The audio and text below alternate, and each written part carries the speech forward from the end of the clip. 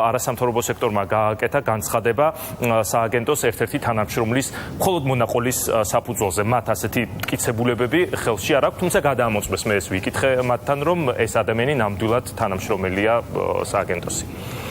კიდევ ერთხელ მოგესალმებით. პირველ რიგში მინდა სამძიმრით დავიწყო, მიუსამძიმრო გია ცერცვაძის ოჯახს, მისი გარდაცვალება და მთელს საქართველოს ყველა იმ პატრიოტს, ვინც აწევლების განმავლობაში ამ ქვეყნის დამოუკიდებლობისთვის და სუვერენიტეტისთვის იბრძვის. ნამდვილად ეს ადამიანი იყო ერთ-ერთი ის ადამიანი, ვინც იბრძოდა ყველაზე ცხელ წერტილებში სხვადასხვა პერიოდში და როგორ არ ვახსენო და როგორ არ აღნიშნო გულდაწყვეტით, გნებავთ ბრაზით, რომ ადამიანი, რომელიც მონაწილეობას იღებდა პრაქტიკულად ყველა ომში რუსეთის ფედერაციასთან, ჩვენ მტერთან, იყო ვეტერანი, იყო დამსახურებული სპეცნაზის წევრი. აი ამ ადამიანის უკანასკნელი გზის გაცილებაზე არც ერთი ოფიციალური წარმომადგენელი არ დაესწრო მის გასვენებას. საშუალო გოლის ჩინოვნიკის კი არც ერთ ნორმალურ სახელმწიფოში, მით უფრო ის სახელმწიფოები, რომელთა ტერიტორიები არის ოკუპირებული მტრის მიერ, ასე არ იქცევიან. და მინიმუმ იმის ღირსად მაინც აგდებენ ვეტერანებს, მეომრებს, რომ უკანასკნელ გზაზე გააცილონ. ეს არის ჩემი გადმოსახედიდან ერთ-ერთი ყველაზე მძიმე მორალური სახე ამ ხელისუფლებისას. აი ბატონ ვოლსკის მის მეგობრებს ვკითხოთ, ერთმა უბრალოდ ვეტერანთა კავშირის რომელიმე წევრმა, აი მე-10 რანგის ჩინოვნიკმა მაინც რატო არ დადო პატივი, მაგრამ ვიცით პასუხი ამაზე გაცემულია უკვე ძალიან დიდი ხანია, 6 წლის განმავლობაში და არავის არ უკვირს, უბრალოდ რო არ ამონიშნა ეს არ შეიძლება. რაც შეეხება იმას, რაც ჩვენ შევიტყვეთ, ხელისუფლება ძალიან კარგად იცის. ბატონი ვოლსკისგან განსხვავებით, ვითომ განსხვავებით სიამდვილეში ბატონმა ვოლსკიმ ძალიან კარგად იცის რა ხდება დღეს სახელმწიფოში. არანაირი შანსი ქართულ ოცნებას არ აქვს. მიუხედავად გაყალბებისა, შანტაჟისა, მუქარისა, მოსყიდვისა, დაშინებისა, რა არ გააკეთეს პირველ ტურში. წააგო ხელისუფლება 1,20,000-მა მოქალაქემ წინააღმდეგ მიცა ხმა ქართული ოცნების კანდიდატ სალომე ზურაბიშვილს. და ვერანაირი ქუჩის რაღაცა ძველი ბიჭებისა და კრიმინალების ჩართულობა, ვერანაირი კიდე მასობრივი გაყალბების ცდილობები ხდებიან, რომ ვერ შველით ამათ მეორე ტურში და შეიმუშავეს როგორც ჩანს, აი წარმოვუდგენთ ათი სახელმწიფოებრივი რაღაცა მეთოდი და ბეჭდავენ რაღაც პირადობის მოწმობებს, მაგრამ მე შემიძლია დაწუნდებით ჩემი. რატო ვაუჯერათ? როგორ ავჯერა? იმის თუ დავინახეთ, რომ ჩვენი გმირი მეომრების პირადი მონაცემები მტერ სახელმწიფოს გადასცეს. რა ეხა ვინმეს გაუჭირდება ეხა პირადობის მოწმობების დაბეჭდა, მაგრამ არ შველით ხალხმა ამას ისედაც აკეთებდნენ პირველ ტურში.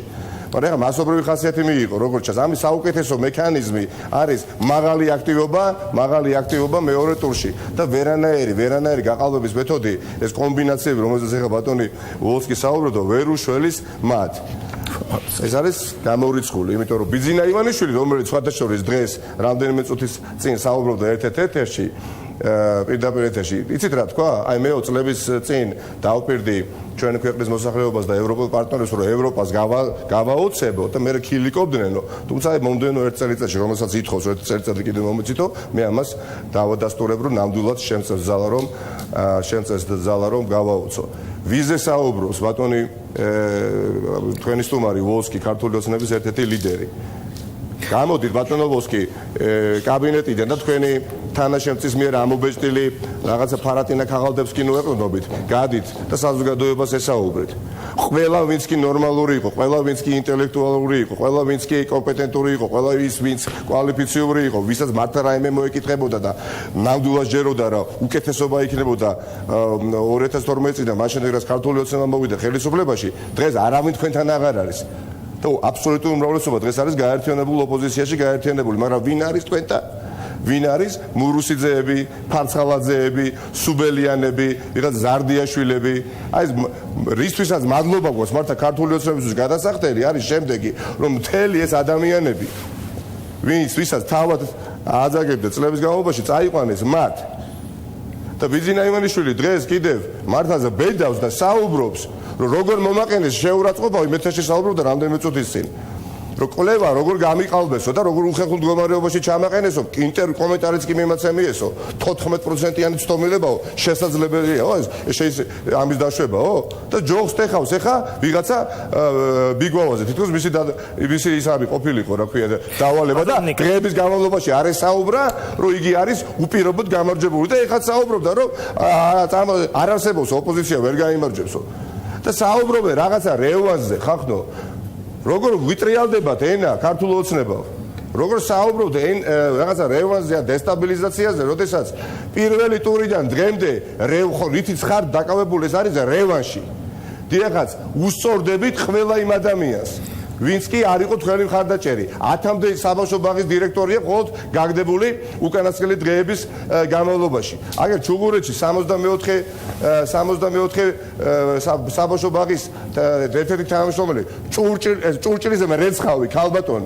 ჭურჭლიზმ რეცხავი ქალბატონი გააგდეს დღეს სამსახურიდან, იმიტომ რომ ისუბანი წააგო ქართულმა ოცნებამ 26 ხმით თუ 24 ხმით. ტყიბულში რა ნამუსით ჩადიხართ და ტყიბულზე მეშახტეებს როგორ ემუქრებით და აშანტაჟებთ, რომ თუ ქართულმა ოცნებამ და მისმა კანდიდატმა სალომე ზურაბიშვილმა არ გაიმარჯვა, სახელმწიფო ხელისუფლება შტახტებს დახურავს. 22 ლარს გამოიმუშავებთ, თუ შეიძლება დამასრულებელია გიორგი. 22 ლარს გამოიმუშავებს მეშახტე დღის განმავლობაში და ყოველ დღე სიკვდილს უყურებს თვალებში და არავინ იცის როდესაც ჩადის მაღაროში ამოვა თუ არა და მხოლოდ წელიწადნახევრის განმავლობაში 14 მათგანი დაიღუპა. არც ერთ ლარს არ ხარჯავს ხელისუფლება უსაფრთხოების ნორმების გასაუმჯობესებლად, ხო?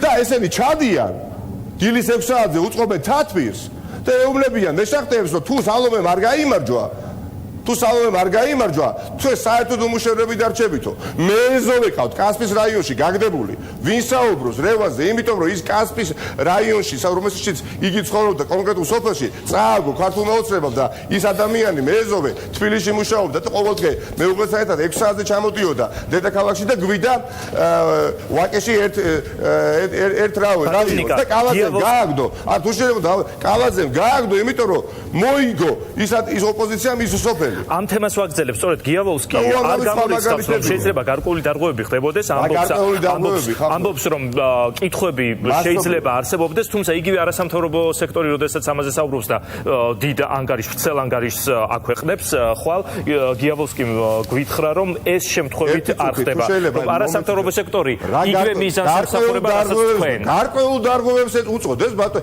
ჯერ ერთის არაფერი არ მეკვრის ბატონი ვოსკისგან, იმიტომ ამ ადამიანებს ძარღვი გაწყვეტილია და განსაკუთრებით ერთ-ერთი ბატონი ვოსკია, ადამიანი, რომელმაც 10 დღის წინ განაცხადა, რომ ლარის კურსი იმიტომ უფასურდებაო, რომ გრიგოლ ვაშაძე აკეთებს განცხადებებსო მიუღებელსო. ეს ადამიანი ზის ახლა ეთერში. რომ გრიგოლ ვაშაძეს დააბრალა ლარის გაუფასურება, მანამდე ხო გიორგი ქადაგიძეს აბრალებდნენ. ესე იგი, ლარი და 65 რო იყო და 2 და 75 რო არის, ეს არ არის გაუარესება. კურსი. ის რომ საწვავი 1 ლარით გაძვირდა, ეს არ არის გაუარესება. ის რომ 700,000 მოქალაქე ამ ქვეყნიდან გავიდა, ეს არ არის გაუარესება ცხოვრების სტანდარტისა. რას საუბრობთ საერთოდ, მართა არ გერიდებათ, არ იცით რომ ქვეყანაში ეხა რეალურად ნადირობენ პირადობის მოწყობებზე.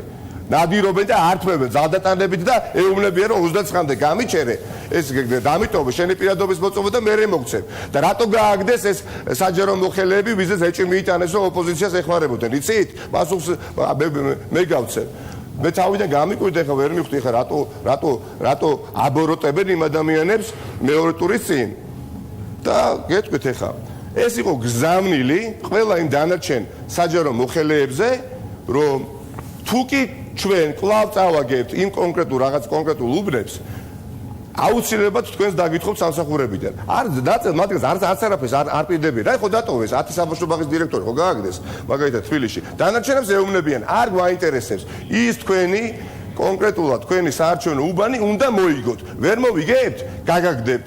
ნიკა, მე უნდა მივცე ბატონ გიას პასუხის საშუალება და შემდეგ დაგბრუნდებით. ბატონ გია, თქვენ უსმენდით ახლა ნიკა მელიას და ნუ მას რა თქმა უნდა რადიკალურად განსხვავებული პოზიცია აქვს, მას სჯერა დამატებითი მტკიცებულებების გარეშეც იმისი რაც მოვისმინეთ არასამთავრობო სექტორისგან და არ თulis რომ გარკვეულ დარღვევებს აქვს. ბოტეში თუ შეიძლება რა გარკვეულ დარღვევებზე მართა უხერხული ამდენი ხანი კი უხერხულია ბატონო ვოსკი. ბატონო ნიკა მოუსმინეთ ჩაუსხვრიეთ იარაღის ტარით ახალქალაქში გრიგოლ ვაშაძეს შტაბის წევრებს და შტაბში შეუვარდით და იარაღის კონდახებით გაუსწორდით უმოწყალოდ.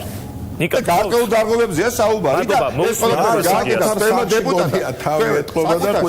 თქვენ გონიათ ნიკანდრო მელია. ნიკა თქვენ გონიათ თქვენ მოუსმინოთ ბატონიას. სახელით დამაკნინებთ ეხლა ნიკანდროს რომ ხო გამოსული ხარ მდგომარეობიდან აბსოლუტურად.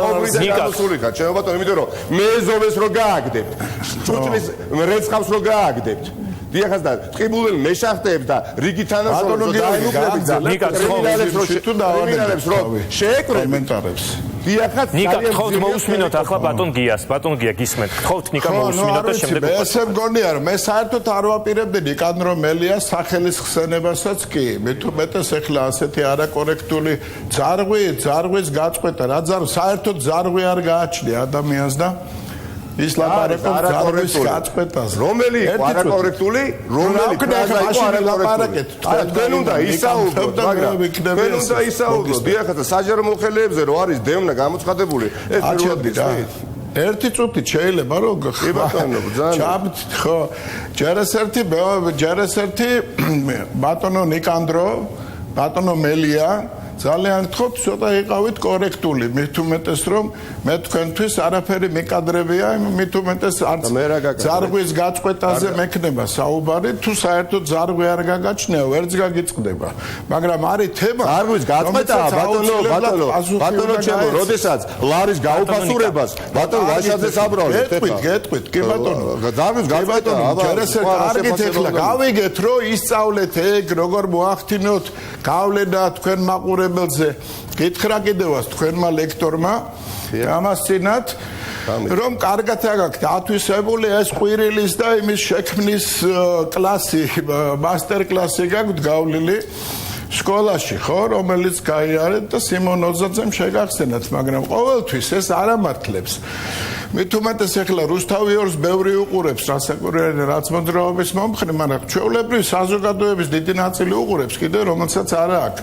ესეთი პოლიტიკური ანგაჟირება როგორც თქვენ ათჯერ ახსენეთ ბატონი ვოლსკი ეს ხარსებობს რაღაც თემა რომელზეც ხანდახან თუ ვაჟკაცი ხარ და თუ რაღაც კაცობის შეგჩენია უნდა ვარი თქვა მით უმეტეს თუ ტელევიზიაში ხარ და საზოგადოებას მიმართავ ბატონ ვოლსკიზე სათქმელი არ გავთ თვითონ ამ ამაღლებულზე ნუ რამდენი ხანი უნდა იყვიროთ ეხლა ვერ გავიგე რა გავაკეთო ეხლა როგორ გავაჩეროთ ბატონო გიორგი ბატონო ელია ხეთზე არ ვიტყვით ხეთს ბატონი მანამ არ შეწყვეთ გააგზავნოთ მიყენებას ხახდო როგორ შეგარჩინოთ თუნდაც ერთი წინადადება ნიკა გთხოვთ ვაცალოთ გაუსწორდებით ადამიანებს გასაგებია ვაცალოთ ბატონ გიას რომ გაგცეთ პასუხი იმ ადამიანებს პრაქტიკულად გმირად რაცხავთ ენძელ კორიას მადლობა ნიკა მოусმინოთ ბატონ გიას რომ გაგცეთ პასუხი არ შეიძლება რომ ესე ხანდახან გამორთოთ ხოლმე მიკროფონი რომელიცაც სარგებლობს ნიკა მელიას შემთხვევაში მომხდარა ეს ნიკანდრო თუ ნიკა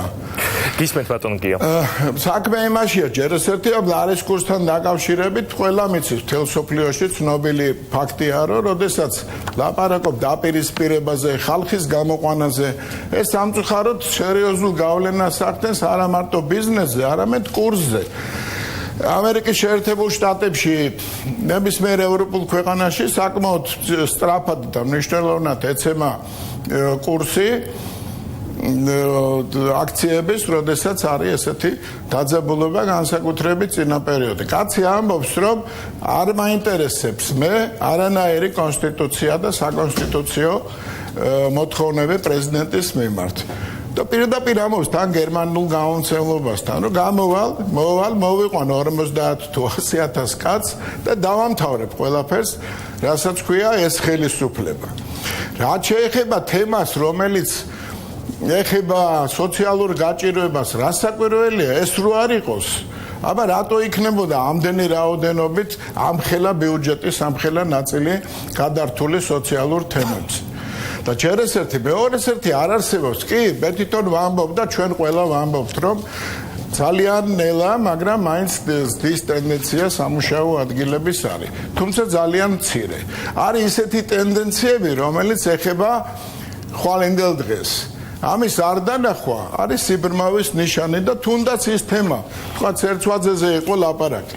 ყველამ კარგად იცის და იქაო ოჯახმაც კარგად იცის, რომ მაღალჩინოსნებიც იყვნენ შტაბიდან მისული, საპატიო ყარაულიც იყო, შსს-დანაც იყვნენ მისულები და გარდა მაგისა იყო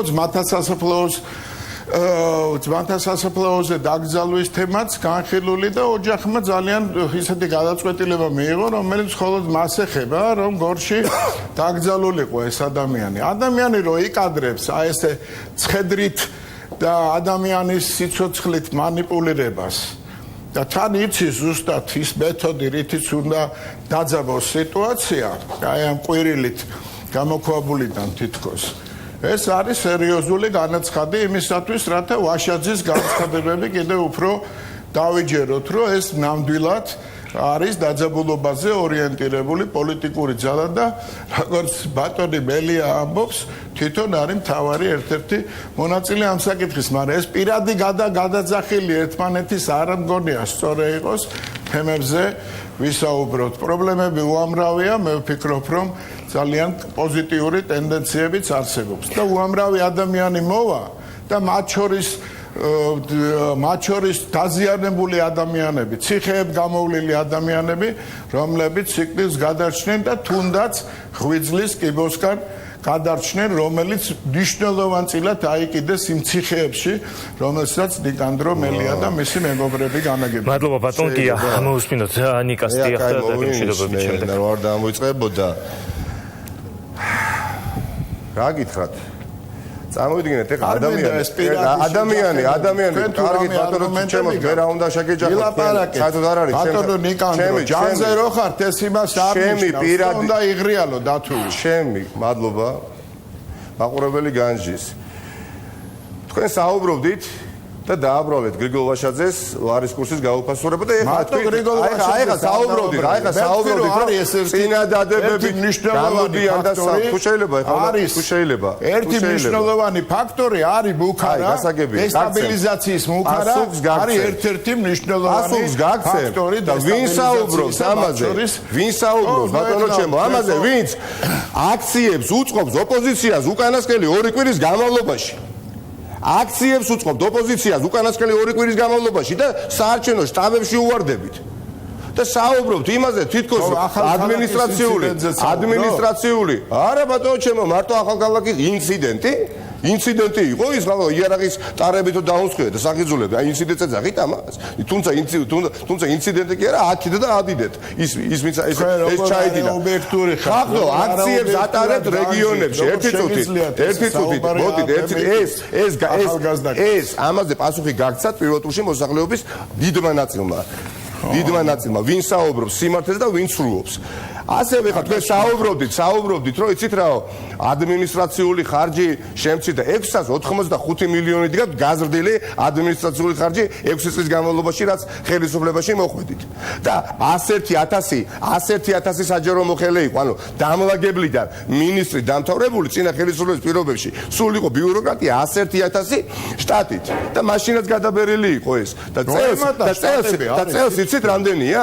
116000 დღეს მდგომარეობით 116000 შტატით დიახ უნდა ვისაუბროთ 116000 მეტი ხოლმე შტატით და სიპებში და აიპებში რამდენი ყავთ ეს არავის ამას არ აჩვენებთ და თქვენ თუ მეტყვით ან ვინმე თუ მეტყვის რომ 15000 მეტი საჯარო მოხელე დაგჭირდათ იმისათვის რომ მეტი ხიდი აგეგოთ მეტი გზები დაგეგოთ პენსია გაგეზარდათ რაღაცა ქალაქებისთვის რეაბილიტაციები ჩაგეტარებიათ კეთილდღეობა მოგეტანათ მეტი ვინ საუბრობთ აღართლად როგორ არ გერიდება დესტაბილიზაცია არ არის იმას რასაც თქვენ ჩადიხართ უკანასკნელი პერიოდის განმავლობაში განსაკუთრებით რომელიც პირდაპირ ემუქრებით ოპოზიციას ფიზიკური ანგარიშორებით ლიდერები მათ შორის ხან თავში ჩართმით ხან კვილების დალეწვით ხან კოცხეში მოგვიგზავნა კალაძე და თქვენმა მეგობრებმა მუტრუკები ხან ბორჯომში მადლობა კი ჩვენ ვართ შემოქმედები და თქვენი ერთ-ერთი ლიდერი იმასაც კი საუბრობდა ერთი კვირით წინ რომ გრიგოლ ვაშაძემ იმიტომ მიიღო ამდენი ხმა 100000-ობით ხალხი პირადობის მოწობა ქონდა დაბეჭდაო და ამით გააყალბაო. ხახნო, თქვენ კიდე გიჯერათ, მე მგონი. უბრალოდ არ წმუნდეთ საკუთარ თავს, რომ ყველაფერი რაც თქვენ თავს ხდება, ეს არის რუსთავი 2-ის ბრალი. ხო საუბრობდით, რომ რუსთავი 2 გაცხოვრებთ თქვენ რაღაცა პარალელურ სამყაროში ასე შემდეგ. ხო გქონდათ ეს რაღაცა ფრთიანი ფრაზები. ეხლაც იმ ჭკუაზე ხართ ბატონო ჩემო, რომ რუსთავი 2-ია ყველაფერში შემოქმედი. ხალხმა არ გაგცათ 1,20,000 ადამიანმა არ გაგცათ. მე გეუბნებით გაცილებით მეტი იქნებოდა სხვაობა. უბრალოდ სამწუხაროდ ბევრს კიდევ არ ქონდა რწმენა, რომ თქვენი დამარცხება შესაძლებელია არჩევნებით. და ძალიან ბევრი ადამიანი აპირებს ახლა საარჩევნო უნებთან მოსვლას. რაც არ უნდა პირადობის მოწყობები ბეჭდოთ, რაც არ უნდა ვითომ კრიმინალები და ძველი ბიჭები, რომლებიც იმით არიან მართულით მიბმული სუსტად, რაც არ უნდა გახარია სამეგრელოში გაუშვათ, რაც არ უნდა გომელაური სუსხელწვანელი გაუშვათ აჭარაში, რაც არ უნდა ლილუაშვილი იმერეთში, რაც არ უნდა გოგაშვილი, რომელიც სოციალურ დაუცველი იყო და ახლა მილიონერია კახეთში გაუშვათ, რაც არ უნდა ჯაჭრიანები, რაც არ უნდა ოლეგიაძეები, რაც არ უნდა არ ვიცი ძასოხოვები, რაც არ უნდა ბედუკაძეები, ვინ არ გააცოცხლეთ და ვინ არ მოიყვანეთ და თითქოს ეს ადამიანები არ იყვნენ პირველ ტურში აქტიურები. რეალურად იცი რას ვცდილობთ თქვენ? ვცდილობთ რაღაცა ფონი შექმნათ თითქოს მეორე ტურში გამოცოცხლით, ვიდრე პირველ ტურში. და ამით ვცდილობთ საფუძველი გაიმზადოთ გაყალბებისთვის, იმიტომ რომ ლეგიტიმურად ვიღაცა კითხვას დაგისვენებს, საიდან მოვიდა პირველ ტურში ამდენი ხმა რო ვერ აიღე, მეორე ტურში საიდან აიღე ამდენი ხმა? აი, პირველ ტურში ეს ხალხი გრეჩი ხა მაგალითად, თუნდაც სალომე ზურაბიშვილს სხვას არ აძებდა და გრიგოლ ვაშაძეს დაუჭირა მხარი, ან სოსო ჯაჭრიანი, ან გოგაშვილი, ან ოლეგიაძე. ხახნო 6 წლის განმავლობაში ის ვერ მოახერხეთ, რომ პენსიონერისთვის პენსია გაგეზარდათ. და მსკიდველობით უნარიანობა იმდენად იყო იმ პენსიისა, რომ 180 ლარი ეხა რაც აქვს, ჯერ აქვს, ყოველ მესამეს წინსწრებათ აქვს პენსია გამოტანილი. უფრო ნაკლებია ვიდრე იყო 150 ლარი. თუ იმ წლების განმავლობაში, რომელსაც თქვენ აძაგებთ, 9 წლის განმავლობაში 11-ჯერ მოხერხდა პენსიის გაზრდა. ამ 6 წლის განმავლობაში რას აკეთებთ ბატონო ლოცი? მე ვიცი რასაც აკეთებთ. რასაც აკეთებთ და სასახლეებს იშენებთ, რომელზეც მე საუბრობთ თურმე, რომ ეს არ არის სასახლე და საკუთარი შრომით მოიპოვა ფარცხალაძე. უნდა დავასრულოთ. ბოლო რეპლიკებისთვის უნდა მოგცეთ დრო ნიკა ბატონ გიას უნდა მოვსვინოთ და შემდეგ თქვენ. ავიაციის ბიზნესია და თურმე იქ გამოიმუშავა ეს მილიონები. დიახაც, როდესაც საუბრობ ძარღვის გაწყვეტაზე, ბატონო ლოცი, ამაზე გულისხმობ ზუსტად. როდესაც შავზე საუბრობ თეთრს, როდესაც მურუსიძე დღეს მიგაჩნიათ ფრთიან ანგელოზად. მადლობა ნიკა, მოვუსმინოთ ბატონ გიას. ბოლო რეპლიკებისთვის გასდევთ დროს, იმიტომ რომ ფინანსთა მინისტრი გველოდება უნდა ჩავართოს პირდაპირ ეთერში. როდესაც არ იმჩნევთ იმას, რომ ხალხი შიმშილობს, როდესაც ატერორებთ, დარბიხათ ოჯახებში და ეუბნებით, რომ ხმას თუ მიცემთ გაერთიანებულ ოპოზიციას და დაკარგავთ სამსახურს. მადლობა ნიკა, მოვუსმინოთ ბატონ გიას. ბატონი ზეიკიძე ყავთ, სამართლოს უფროსი ზეიკიძე. წარმოიდგინეთ, ზეიკიძე ადამიანი, რომელიც ბიტიკებს შოუმოთ არ ხუნდაძეს მოკავშირეა დღეს ცხეთის რაიონში და საკუთარი რაღაცა კომპანია აქვს ლიდერფუდი, რომელიც თანაშრომლებსაც გამოუცხადა რამდენიმე დღის წინ, რომ არ მაინტერესებს აი იმ სოფლებში, სადაც თქვენ ცხოვრობთ, თუ წააგეთ გაკრით სამსახური. ნიკა, მოგცემთ თქვენს რეპლიკის საშუალებას, მოусმინოთ ბატონ გიას ჯერ. რომელიც ატეროა. ბატონ გია გისმენთ.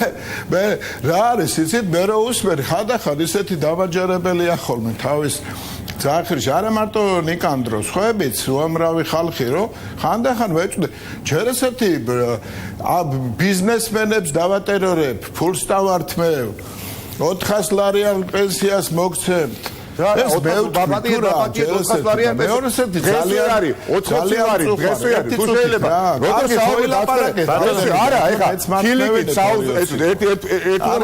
ქილიკით საუბრობთ პენსიის მატებაზე ხახნო 680 მილიონით გაუბერეთ ჯიბეები ფულით საკუთარ ნათესავ და მეგობრებს საჯარო სამსახურებში როდესაც 720 მილიონი ლარი არის საჭირო რომ ხვალ 80 ლარით გაიზარდოს პენსია ბატონიკა მოусმინოთ ბატონ გიასთან შემდეგ უპასუხეთ რატო ვერ გაიზრდება 180 ლარი მოусმინოთ ბატონ გიას და უპასუხეთ ფინანსთა მინისტრი ამ თემ აღარ ვაპირებ ამ თემის გაგრძელებას იმიტომ რომ თუ სტუმრად ყავს ფინანსთა მინისტრი ალბათ ზუსტად გაგცემთ პასუხს რომ თქვენი სრულ დაპირებები თვითონვე უარყავთ ამინდა ბატონო გია ალბათ თქვენ ბატონო ნიკა გთხოვთ დაასრულოს ბატონმა გიამ დაასრულოს და შემდეგ უპასუხეთ გუში არ მქონდა ნანახი არ მოგაწყვილეთ რომელიც დაპირდა 100 დევნილებს დაპირდა ბიძინა ივანიშვილი 2012 წელს მათთან შეხვედრისა უშუალოდ რომ 100,000 სახლს აგიშენებთო 3-დან 4 ოთახიან ბინას 100,000 სახლსო და საშუალო ჯდებაო $60,000 ერთი ორი კი არა ერთი არა უშენებია ერთი არა უშენებია ერთი არ აგიშენებიათ არც ერთი არც ერთი, ორი კი არა, ერთი. რასახლებზეც საუბრობდა ბატონი ივანიშვილი, რომ 100,000 სახლს 3-დან 4 ოთახიანს აგიშენებთო, $60,000-ო. თუმცა 3 და 4 ოთახიანი ბინა $60,000 ღირდა მისთვის 2012 წელს და სესიაში ბატონიკა, მოусმინოთ ბატონიკას. მადლობა ბოდიში. ვიჩაგრები თქვენ ეთერში გისმენთ ბატონო გია. თუმცა მე არც მოველოდი სხვას, მაგრამ ყოველ შემთხვევაში ზუსტად ვიცი რაც ხდება. მე უბრალოდ ძალიან დიდი ბოდიში მინდა მოუხადო იმ ადამიანებს, ვინც მიყურებს და ვინც ის ჯოჯოხეთი გაიარა, რომელიც ნიკანდროს მეგობრებმა და გუნდმა მოუწყეს მათ. 80% ის ადამიანები ყავთ მე რაც შეეხება დევნილებთან დიდი ბოდიში, რომლებიც ხარეს ზარდიაშვილების ხარეს და კარგი არა ბატონიკა გთხოვთ დაასრულებინე. პირობას გაძლევთ ესპანეთს. ნახევარი ნაციონალური მოძრაობა, წინა ნახევარი ნაციონალური მოძრაობა პარლამენტში ყავთ. სხდომათა დარბაზში რო შემოვდივარ, მეგიმება, რო ხედავ თქვენ გვერდით გავიხედავ მარცხნივ ყოფილი ნაციონალური მოძრაობის წევრი დეპუტატი, მარჯვნივ გავიხედავ ყოფილი ნაციონალური მოძრაობის წევრი, თქვენ რიგებში ზევით გიდგათ ვიღაცა კიდე მესამე მეხუთე და რა აღწვენიათ ამაზე რო საუბრო. ბატონო გიორგი, გისმენთ ბატონო გია. სპექტაკლი თუ არა ნიკა ბელიასთან არ არის ხოლმე საჭირო წიასაზარო ბატონო გია. არა არ მეხლა მეგიმება, მაგრამ ნუ არა უშო. გისმენთ ბატონო გია. მე არ ამგონია რომ ესე სწორია, იცით, ალბათ მე როცა ლაპარაკობ, იქით უნდა მიკროფონი გამოირთვას, თუმცა მე თქვენ აზრს ჩვენ დებატების რეჟიმში ვართ ბატონო. დებატების რეჟიმში ვართ ბატონო გია. გისმენთ ბატონო გია, ჩვენ დებატების რეჟიმში ვართ, ამიტომ არ ვთიშავ მიკროფონს აციმხარეს აცამხარეს. იცით რომ 20 წუთი ლაპარაკოს ერთმა ადამიანმა. გისმენთ გთხოვთ ბატონო გია. მეორეს მე გეუბნებით თქვენ რომ მე კიდევ ერთხელ თქვენ არ გეუბნებით პრინციპში არც ნიკანდროს ხალს უხდი ბოდიშს, ვინც მიყურებს ახლა და ვინც იცის. რამხელა ჯოჯოხეთი გამოატარა. რამდენი ადამიანი დატოვა უქონელი იმის გამო რომ ან შვილი ყავდა დასახსნელი, ან პენსიონერის თუ ახალგაზრდის სიცოცხლე იყო გადასარჩენი. და უამრავი ადამიანი, რომელმაც მიიღო გარკვეული ბენეფიტი იმისგან, რაც გავაკეთეთ, ეხლა მიყურებს და ფიქრობს, რომ რატო იგივენაირად, იგივე ფორმით, იგივე ლანძღვაგინებით, ტყუილების კორიანტელით არ ვაძლევ პასუხს ჩემ ოპონენტს. ამასთან დაკავშირებით მე მინდა გითხრათ, რომ უამრავი უშველებელი სია არის იმ საკითხების, რომელიც მართლაც რომ მისასალმებელია და არა მარტო ჩვენი საზოგადოება ხედავს ამას. ძალიან დიდი სია არის იმ ადამიანების და იმ ქმედებების, რაც ალბათ ძალიან უფრო მეტად კაცრად უნდა მოგვეკითხა, თუმცა ვიფიქრეთ და ეხლაც ეგრე ვფიქრობთ, რომ ჩვენც და ნებისმიერი ჩვენი ოპონენტის შვილებმა თუ შვილიშვილებმა ერთად უნდა იარონ სკოლაში. და მე ვფიქრობ, რომ სწორი მიდგომაა ის, რომ ადამიანებს, რომლებსაც დანაშაული აქვს ჩადენილი, უნდა მეუჩინო ადგილი საპატიმროში, მაგრამ რეალურად კაცილებით უფრო დიდია იმ ადამიანების რიცხვი, რომლებმაც დანაშაული ჩაიდინეს თავისი ხალხის წინააღმდეგ. ბატონო გია, როდესაც თქვენ ბოდიში ხდით წინა ხელისუფლების სახელით თქვენს ხო იყავით იმ ხელისუფლებაში? სამართლიანი, მე ვფიქრობ, რომ ადამიანები, რომლებიც ამას გრძნობენ, გადაწყვიტეს, რომ არა თუ გაიწყვიტონ შუბლზე ძარღვი, არამედ შეტევაზე გადმოვიდნენ და ეს ერთადერთი გამართლებული გზა არის. ვინ ამბობს, რომ არ არის პრობლემები? ვინ ამბობს, რომ ადამიანს თუნდაც კორცხელი მოიგონეს ახლა? მე იმ ეკლესიას მოგავიდით და ანგრევდით და ვიღაცამ თავში ჯოხი თუ ვიღაცამ ფიზიკური წინააღმდეგობა გაუწია ვერ მოერია ბატონო გია მოხუცი ქალები ბატონიკა გთხოვთ ბატონი რო ქონოდათ ალბათ ეს კარგით კი ბატონო გია თქვენ მაპატიეთ ბატონიკა ბატონო გია წინა ხელისუფლებაზე როდესაც საუბრობთ არაკლია თქვენი ეთერი არაკლია ის დრო რომელთაც შეუძლია გაუთავებლად გააკეთოს ხმამაღალი განცხადებები და მე ვფიქრობ, რომ არასწორია საერთოდ, არასწორია ის, რომ ჩვენ არ ვლაპარაკობთ კონკრეტული ციფრებით. ბატონო გია, როდესაც წინა ხელისუფლებაზე საუბრობთ, თქვენს ხო ვიყავით იმ ხელისუფლებაში თავის დროზე. თქვენს დაგეთანხმებით უამრავი პრობლემაა, მაგრამ რაკურსი ამ პრობლემის გაშუქების მე მგონი არის უსამართლო და არის ძალიან ტენდენციური. ბატონ გია, კიდევ ერთხელ გიმეორებთ, თქვენ როდესაც წინა ხელისუფლების სახელით იხდით ბოდიშს, იმ ხელისუფლებაში თავის დროზე ხომ თქვენც იყავით, უფრო მაღალი თანამდებობები გეუბაც გეჭირათ ვიდრე ნიკა მელიას კი 2006 წლამდე ვიყავი, კი ვიყავი 2006 წლამდე და საკმაოდ სერიოზული მიზეზები მქონდა იმისათვის, რათა დავცილებოდი ამ ხელისუფლებას. თუმცა მე ამ თემას კიდე მოვასწრებთ ალბათ ოდესმე გვექნება საუბარი. მე ვფიქრობ, რომ მოღალატეობრივი იყო ყველა ნაბიჯი, რომელიც გადაიდგა განსაკუთრებით 2006 წლის შემდეგ და გაიწირა უამრავი ადამიანი, მათ შორის ძალიან ბევრი მშვიდობიანი მოქალაქე. მე ვფიქრობ, რომ მოღალატეობრივი იყო ის, რაც გააკეთეს, გაუღეს აგრესორს ყარები და იმოქმედეს რუსული სცენარის მიხედვით. ეხლა ამ თემასთან დაკავშირებით დოკუმენტები და ანალიზი საკმაოდ არის გაკეთებული. მე ვფიქრობ, რომ ამ თემის ეხლა გაგრძელების საშუალება არ არის, მაგრამ ამ თემაზეც უნდა ვიმსჯელოთ, როცა დრო მოვა და მე ესე მგონია, რომ ეს მეორე ტურის თემა ისე შემოტრიალებული, როგორც ეხლა ჩემმა ოპონენტმა გააკეთა, სწორედაც მანიშნებელია იმისა, რომ აპირებენ სერიოზულ გაყალბებას თუ არა ვერ მოახერხებენ სერიოზულად დაძაბულობის შექმნას. დარწმუნებული ვარ, რომ ადამიანები, რომლებიც არ იყვნენ, არ გამოვიდნენ, ვერ გამოვიდნენ არჩევნებზე, აქვთ გარკვეული პრეტენზიები ხელისუფლებასთან, დარწმუნებული ვარ, რომ ისინი იქნებიან საარჩევნო ურნებთან და მიიღებენ შესაბამის გადაწყვეტილებას. და თქვენ გაქვთ მოლოდინი, რომ ოპოზიცია აპირებს არეულობას წაგების შემთხვევაში. გაიჩიშა და აღარც ვაპირებ. კარგი, მადლობა ბატონი გია, ზუსტად ამოიწურა დრო. ნიკა, თქვენ ერთი წუთი გაგთხოვთ ბოლო რეპლიკისთვის და უკვე ფინანსთა მინისტრთან უნდა გადავიდეთ. მთელი ამათი უბედურება გახალ შემდეგში, რომ მუდმივად საუბრობენ წარსულზე. არც ერთი სიტყვა მომავალზე, არც ერთი სიტყვა განვითარებაზე, არც ერთი სიტყვა პროგრესზე და მეტიც, აი წარსულზე რო საუბრობენ, მთელი აი ეს თუ შეიძლება ითქვას, ის ადამიანები, ეს მთელი რიგი ბალასტი, როგორც მეღებრიშვილი ეძახდა, ხო? მიიყვანეს თავიანთ რიგებში და რაღაცა საუბრობენ ვიღაც დამნაშავეებს, არა და დამნაშავეები თუ კი იყო დაიყენეს გვერდში, ეს ერთი. და მეორე, არც ერთი სიტყვა ზაზა სარალიძეზე ერთი წლის თავზე, აი ხა ეთერში. არც ერთი სიტყვა შუბგახრეტილ თემლა მაჩალიკაშვილზე, რომელსაც ეძინა, იწვა საკუთარ ლოგინში და ორი შვილმოკლული მამა ერთი წლის განმავლობაში რუსთაველის გამზაზე ათენებს და აღამებს. და ვინ გვესაუბრება მორალური კატეგორიებით, როგორ არ აქვს ხა ბატონი ვოლსკი ხა 2007 წლამდე ვიყავიო ხა კახი კალაძე დღეს რო ყავთ დედაქალაქის მერი 2008 წელს როდესაც საპრეზიდენტო არჩევნები იყო წინა ხელისუფლების მიხეილ სააკაშვილის საარჩევნო კამპანიაში იყო და იმ ხალხს დაცინოდა ვინ 7 ნოემბერს იყო ხო გამოსული და ოპოზიციას აკილიკებდა ის ადამიანი ყავთ რიგებში და პარლამენტის წევრებო და ვის დროსაც მართლა ცვიოდა ხალხი შინაგან საქმეთა სამინისტროს სხვადასხვა სართულებიდან ის ადამიანი ყავთ რიგებში გოგა ხაინდრავა ვინც ყველა მიცის ყველა თბილისელმა იცის რომ უშუალოდ ხორეტდა და ეს რო ავტომატით ხელში ზვიად გამსახურდიას ხარდაჭერებს და თვით ჯაბა იოსელიასაც კი უკვირდა მის ბიოგრაფიულ წიგნში რო ჩაწერა რომ რა დავინახიო გოგა ხაინდრავა ავტომატით ხელში როგორ ესროდა ხალხი წავსე ავტობუსო ეს ადამიანები ბედუკაძეები მურუსიძეები არ ვიცი ვინ ფარცხალაძეები სუბელიანები ივანიშვილები და ხარიები დიახაც ესაუბრებიან უკვე